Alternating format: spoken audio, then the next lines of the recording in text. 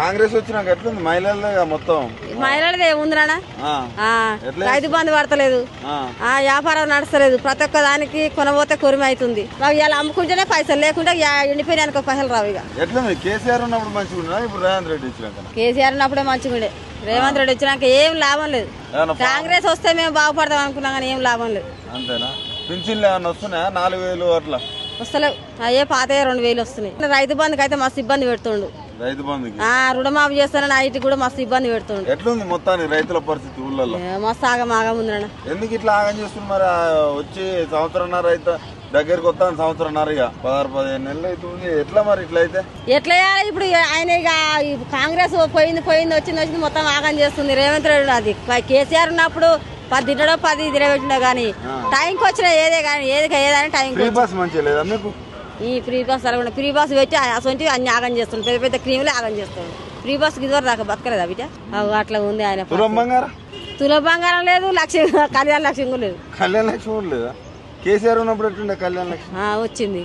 కనీసం ఈ బేరం అన్న జాగుతుందా? ఏం బేరం జాగుతుంది? మొత్తం అంగాళ్ళు ఏడబడతాడు, రోడ్ల మీద అమ్ముడు చేసుడు.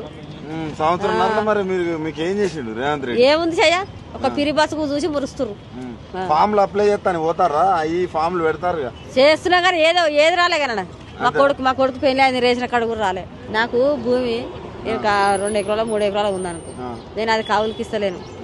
దున్నుకొని బతుకుదామంటే అలా నీళ్ళు లేవు, కరెంట్ సరిగా ఇయ్యాడు, రైతు బంధు లేదు, ఏం లేదు. మరి దున్నుకున్న వాళ్ళకైనా కష్టపడి దున్నుకున్న వాళ్ళకైనా రైతు బంధు వేయాలగా, ఏం లేదు. రైతు బంధు లేదు, కరెంట్ కూడా లేదు.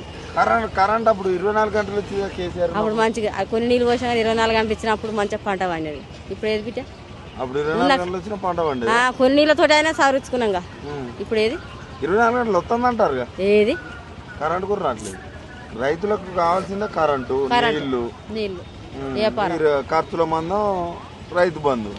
ఇవన్నీ రాకపోతే ఇబ్బంది ఎట్లా అనిపిస్తుంది? మస్తు ఇబ్బందులు పడుతున్నారు. కేసీఆర్ గుర్తొస్తాడా? ఎందుకు గుర్తురాడు?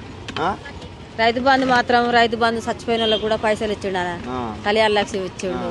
ఏమనిపిస్తుంది? కేసీఆర్ ఓడిపోయింది కదా, ఏమనిపిస్తుంది?